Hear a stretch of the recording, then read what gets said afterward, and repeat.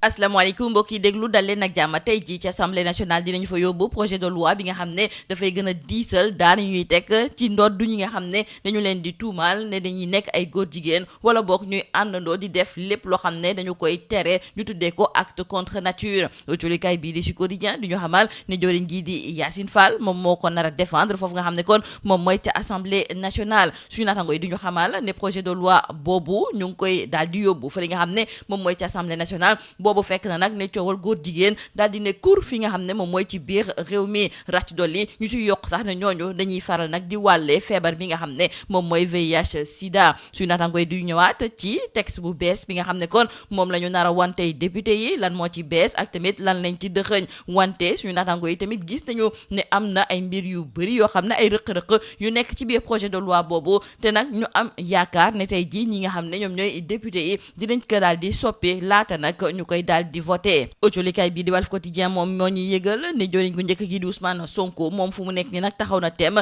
ngir coalition bii di APT nekk ab coalition bu mucc ayib ndaxte sax fu mu nekk ni mi ngi xool ci yan yoon lay war a mën a jaar ngir fexe ba suqali seen coalition googu wante it autolikaay bii di Walf Quotidien mi ngi ñuy xamal ne Sonko dina jukki jëmale ko nag ci wàllu fonds politique yi ak yenn ci ay coppite yu nar a indi ci wàllu code électoral ñu desandi ak joriñ gu njëkk gi di Ousmane Sonko moom mi nga xam ne kon moom moo jiite parti bii di Pastef tey jii nag parti boobu dafa mel ni ne ñoom dañoo waroo ak ñii nga xam ne ñoom ñooy waa coalition Diomaye jolikaay bii di yor bi la mu gis sax ci wàllu coalition Diomaye boobu moom mooy ne ñi nekkoon ci système mu Macky Sall ñoom ñoo fa fees dell coalition boobu ñu fàttali ak jolikaay bii di Point Actu ne ci njeexteelu ay bés bi ñu génn ñu ngi doon amal ndaje gu mag ñu tuddee ko assemblée générale wante ci wàllu ndaje boobu Point Actu nee na gisuñu fa ki nga xam ne de moom mooy Mary Teuw Niane te pourtant moom mi nga xam ne moom mooy directeur de cabinet bu njiitu réew mi nekk ku ko jege torop moom de kenn gisu ko woon nag ci bés boobu ñu desandi ak coalition Diomaye googu ndax ci colikaay bii di Tribune la mu gis moom mooy ne kii di Diomaye ak Sonko dafa mel ni nag ne dañoo nax sénégalais yi ndaxte ñoom ñoo doon wax ne Diomaye mooy Sonko wante tey jii de soppi nañu loolu yëpp nee nañ Diomaye nekkatul Sonko laas yéene kaay tey jii di dalal juge Aïssatou Kane moom mi nga xam ne kon jukki na jëmale ko ci wàllu code de la famille gis ne war nañ cee indi ay coppite ndaxte ci wàllu code de la famille boobu bëri na nag yenn ci ay dispositions yoo xam ne daal dafa mel ni ne day gën a néewal ñi nga xam ne ñoom ñooy jigéen yi rax ci dolli lu ñuy tuddee puissance paternelle te ñu daal di koy dénk jëkkër ji dafa mel ni ne loolu tamit mi ngi sonal ay njaboot yu bëri moom moomu di juge Aïssata Kane daal dinay gis ne léegi kay autorité parentale la ñu war a wax l'info yéene kaay moom di ñëwaat ci tontu bi nga xam ne waa SAMES ak tamit waa SUTSAS tontu nañu ko joriñ gu ñu dénk wàllu wér-gu-yaram bi di Ibrahima Sy ci mbirum soft care ñoom ñuy xamle ne su fekkente ne nag nii de la mbir bi nar a wéyee ñoom bu ñu moytuwulee nag grève nationale la ñu fas yéene amal wàllu koom-koom la ñuy jukki ak colikaay bi di Le Quotidien mi ngi ñëwaat ci wàllu marché financier bu UEMOA suñu naataango yi daal di gis ne réewum Sénégal fu mu nekk ni daal place ga mu ca amoon moom mu ngi koy ñàkk ndànk-ndànk nee nañu sax léegi la ñuy lebal réewum Sénégal ñu ngi koy méngale ak la ñuy lebalee ay dëkk yoo xam ne dañoo nekk di xeex wala boog dëkk yoo xam ne ay coup d'état moom moo fa am ñu dem ba ci université Gaston Berger bu Saint-Louis ndaxte foofu ndongo yi dañoo daal di décréter ay journée sans ticket maanaam daal ay bés yoo xam ne dañuy dem di lekk ci restaurant yi te duñu fay benn dërëm ñu tuddee ko sax ngénte tubaab Crous xaarul nag ndongo yi ngir ñuy ñëw ci seen restaurant yooyu ngir di fa def lu leen neex loolu moom moo tax ñu daal di koy tëj ràpp li ni mel nag colikaay bii di Subatel mi ngi ñuy xamal ne ba mu amee moom moo daal di merloo ñi nga xam ne ñoom ñooy étudiants yi ba démb nag ñu ngi doon jàkkaarloo ak ñi nga xam ne ñoom ñooy takk der yi wàllu mbay mi la ñuy jukki ak colikaay bii di Le Soleil mi ngi ñëwaat ci wàllu bassin d'infiltration des eaux usées bu ONAS te mu nekk ci Touba Seras ci diwaanu Louga foofu dafa mel ni nag ñu ngi sukkandiku ci wàllu ndox boobu ngir war a mën a gën a suqali lépp lu jublu ci wàllu mbay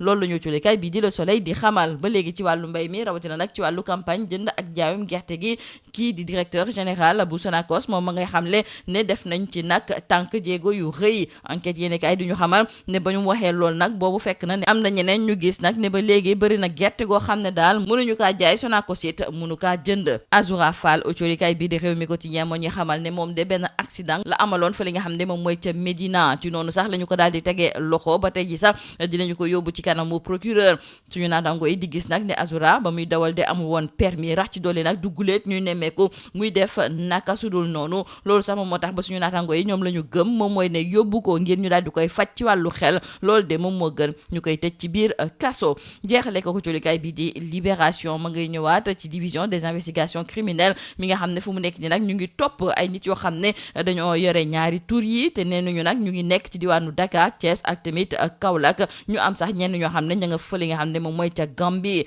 ñoom ginnaaw ba ñu daal di duggee nag ci groupe WhatsApp yi di neex ak tamit No Limit ñi nga xam ne ñoom ñoo ko jiite ñu ngi leen di wër ndaxte ci seen biir groupe WhatsApp boobu de lu nekk lañ fa daan def lii moo nekkoon botulkat yi li gën a fës si biir autolikaay ñu leen di ñaanal njeextalu bës ak jàmm. Mesdames et messieurs, bonjour. Le projet de loi portant durcissement des peines contre les actes contre nature sera soumis au vote des députés aujourd'hui. Nos confrères du journal Le Sud Quotidien nous font savoir que l'examen du projet de loi intervient dans un climat particulièrement sensible, marqué par une affaire judiciaire d'envergure relative à des pratiques homosexuelles et de transmission volontaire du VIH qui a conduit à l'arrestation de plus d'une trentaine de personnes à Dakar et dans plusieurs régions du pays. Donc, retenons avec nos confrères du journal Sud Quotidien que ce nouveau texte prévoit désormais que toute personne reconnue coupable d'un acte contre nature encourt une peine d'emprisonnement allant de 5 à 10 ans, assortie d'amendes substantielles, et le texte introduit également une nouvelle infraction qui est l'apologie de l'homosexualité qui pourrait être sanctionnée d'une peine de 3 à 7 ans de prison et des amendes pouvant atteindre plusieurs millions de francs. Et c'est la ministre de la Justice, Yacine Fall, qui sera à la baguette. C'est elle qui est appelée à défendre devant les députés ce projet de loi déjà modifié à plusieurs reprises. Cependant, nos confrères du journal Le Sud Quotidien trouvent que cette nouvelle loi qui sera soumise aux députés aujourd'hui en séance plénière, même s'il semble plus s'appesantir sur le durcissement des peines encourues, la définition de ces actes contre nature, leur apologie et la dénonciation calomnieuse, cela n'empêche qu'elle cache déjà des tares congénitales, des incongruités, des redondances que les députés doivent expressément corriger avec des amendements. Parlons politique à présent avec nos confrères du journal Walf Quotidien qui nous signale que le Premier ministre contre-attaque. En effet, Ousmane Sonko va s'atteler à l'encadrement des fonds politiques, la modification du code électoral, mais aussi la redynamisation de la coalition apte face à coalition Diomaye Président. Nos confrères du journal Yor Yor Bi trouvent que cette dernière nommée est tout simplement une coalition de recyclage du système Macky Sall. Et concernant la coalition Diomaye Président, nos confrères du journal Point Actu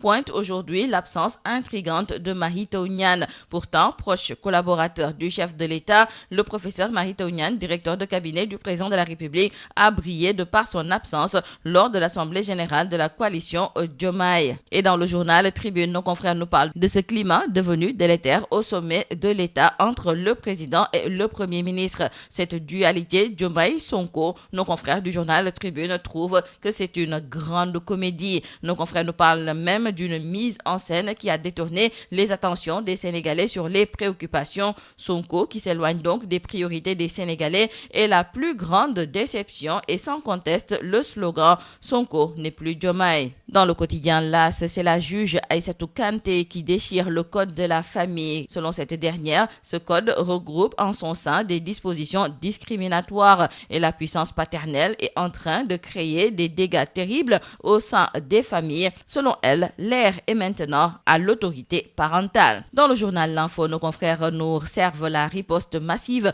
du SAMES et du SUTSAS contre Ibrahima Sy concernant l'affaire Softcare. Les syndicats menacent de déclencher une grève nationale. Parlons économie avec nos confrères du quotidien Le Quotidien qui reviennent sur le marché financier de l'UEMOA avec le Sénégal qui touche le fond. En fin février, l'encours du Sénégal était de plus de 4 700 milliards, dont plus de 1046 milliards en bons du Trésor. Les taux d'intérêt du pays comparables à ceux des pays de l'AES et de la Guinée-Bissau. À Saint-Louis, plus précisément à l'université Gaston Berger, les étudiants ont décrété des journées sans ticket et conséquence, le Crous ferme les restaurants. Ce sont nos confrères du journal Subatel qui nous le font savoir. Nos confrères décrivent que la fermeture de ces restaurants a soulevé l'ire des étudiants qui ont fait face aux forces de l'ordre hier. Parlons agriculture avec nos confrères du quotidien Le Soleil qui reviennent sur l'exploitation du bassin d'infiltration des eaux usées de l'ONAS à Touba-Seras.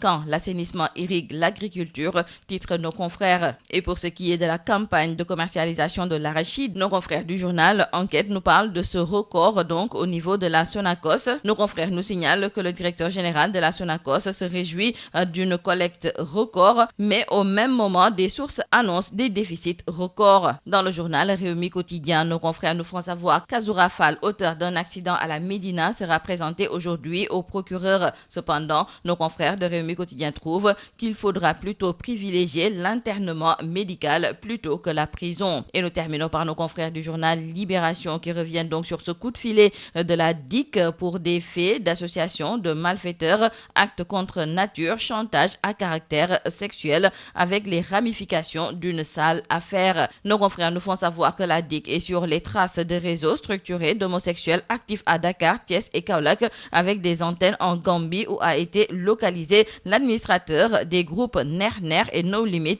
Au moins 3 des mises en cause déjà interpellés, usés de fausses identités. C'est tout à vos journaux et très bonne lecture.